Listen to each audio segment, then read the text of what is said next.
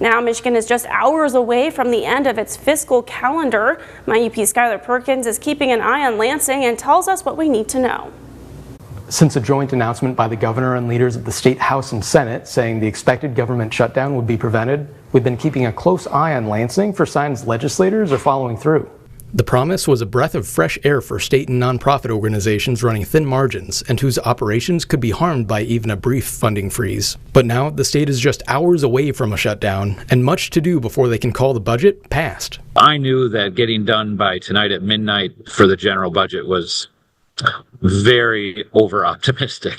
Over the past several weeks, State Senator for the Upper Peninsula Ed McBroom has been giving us a frank appraisal of the unfolding situation, predicting against their word that state leaders would fail to meet the deadline. It's not really surprising that it was going to take time.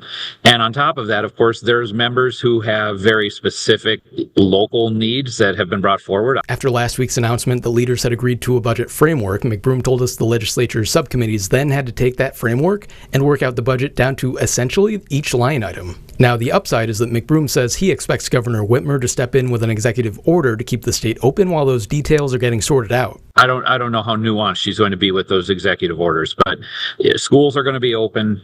Local governments can continue to operate. I believe hunting licenses will still be available.